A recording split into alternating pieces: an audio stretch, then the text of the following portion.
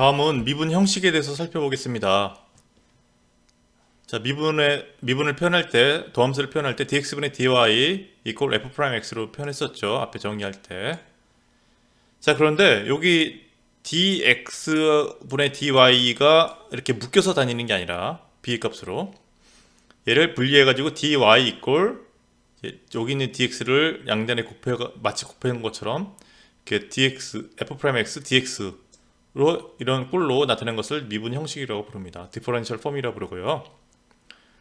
자, 이게 뭐 가능한 것을 우리가 직관적으로 좀 파악해 볼 수 있는데, 자, 미분의 정의를 보시면 우리가 dx분의 dy를 이렇게 리미트 h가 0으로 갈 때 h분의 fx 플러스 h 빼기 fx로 정의했었죠. 이렇게.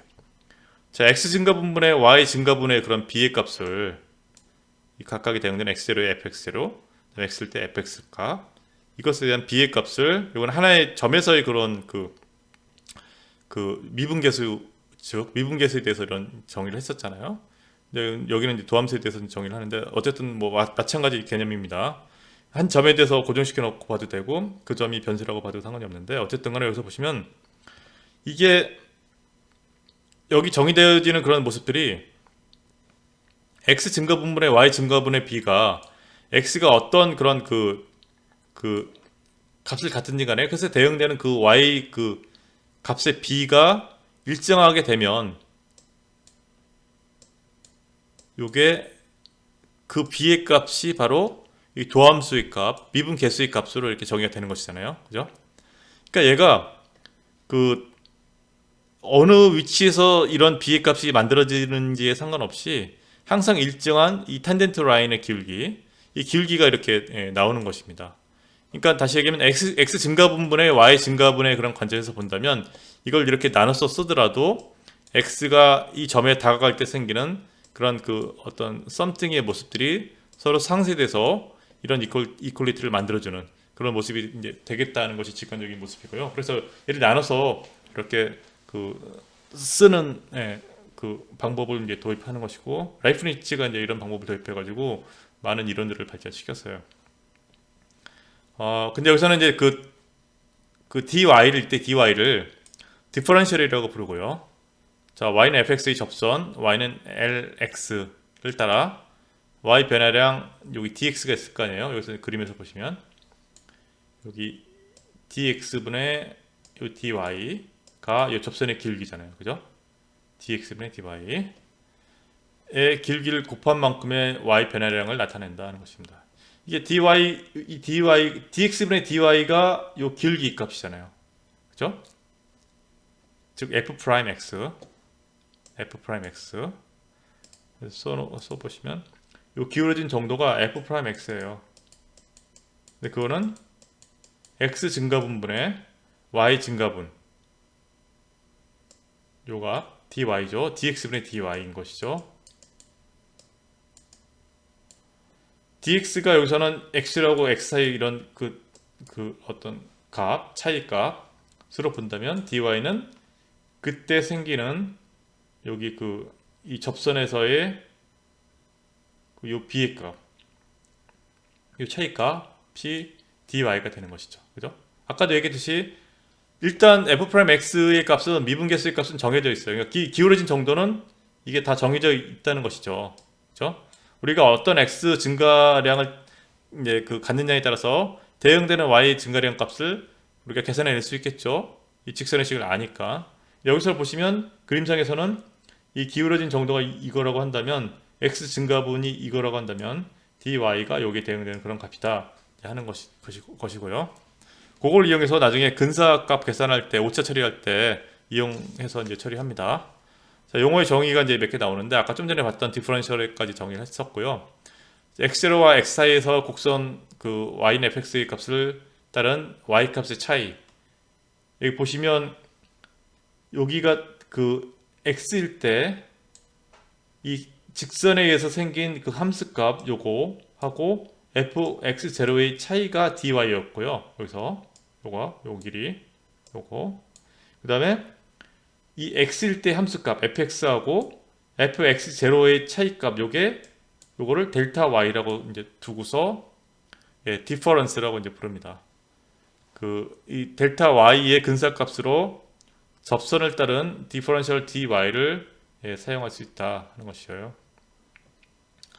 그러니까 요 델타 y를 우리가 다루는 대신에 이 접선의 방정식은 계산하기 쉽잖아요. 접선의 방정식 그 미분계수 아니까 기울기 아니까 한 점 알면 이 접선의 방식 이제 계산하기 쉬우니까 아까 앞에서도 그 똑같은 논의를 했었죠. 그때는 이 해당되는 그 함수 주어지는 함수에 대해서 근사식을 이제 근사값을 계산할 때 썼던 것이고요. 얘는 예, 여기서는 좀 이제 다르게 약간 오차의 범위를 따질 때 이렇게 여기 디퍼런셜 미분 형식을 이용해서 이제 따져봅니다. 이 델타 y가 여기 델타 y는 여기 x일 때 함수값 fx하고 fx0의 차이를 델타 y라고 이제 부르는 것이고요. 델타 y는 뭘로 근사시킬 수 있냐면 이 dy로 근사시킬 수가 있다. 이 dy는 그 접선의 방정식에서의 x일 때 함수값하고 fx0의 차이값을 dy라고 이제 두는 것이죠. 그래서 이 dy는 어떻게 계산해요? 기울기 아니까 x일 때 기울기 아니까 f'x죠. 여기 x 증분 dx죠. 곱해서 얻어진 값이 dy가 됩니다. 근데 dx나 델타 x나 똑같아요 이때. 왜냐면 x를 고정시켜 놓고 이렇게 x가 이 간격에 있는 x에 대해서 이 lx를 볼 거냐 fx를 볼 거냐에 대한 그 차이만 생긴 것이죠. 그러니까 델타 x는 밑에 밑변의 길이는 똑같습니다. 그래서 이렇게 델타 y를 근사시킬 수가 있다 하는 것이고요. x는 독립변수이므로 x량을 먼저 정하고, 자 곡선의 그 y는 fx나 또는 접선의 lx를 따른 y 변화량의 관계를 우리가 이제 살펴본다 하는 것입니다. 이때 보시면 x0를 참값, 여기 x0가 fx의 정확히 함수값을 나타내주고 있는 어떤 참값으로 우리가 본다면요. 그 다음에 x를 측정값으로 이렇게 보는 거예요. 측정값으로 만약에 생각하게 되면 dx는 뭐예요?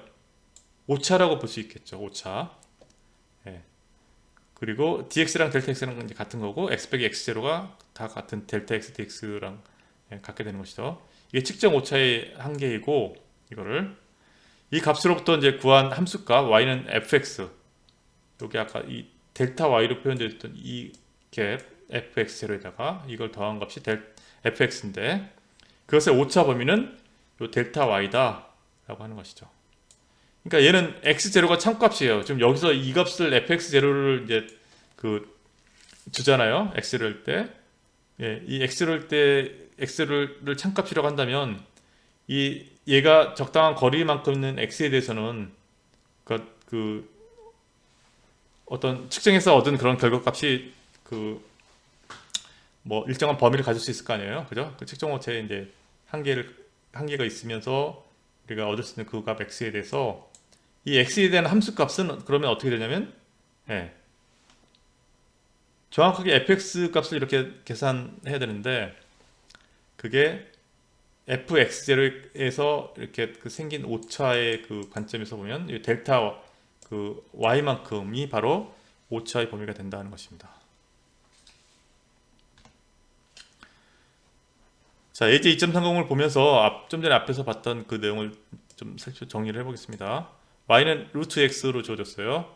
dx, 뭐 델타 x랑 같다 그랬죠? 0.1. 그러니까 4로, 여기가 이제 4일 때 관심이 있거든요. x0가 4일 때. 4인데 델타 x, 그 증분량이 0.1이에요. 그러니까 얘는 점은 4.1이겠죠, 사실은. 굉장히 4하고 가까운 그런 숫자입니다.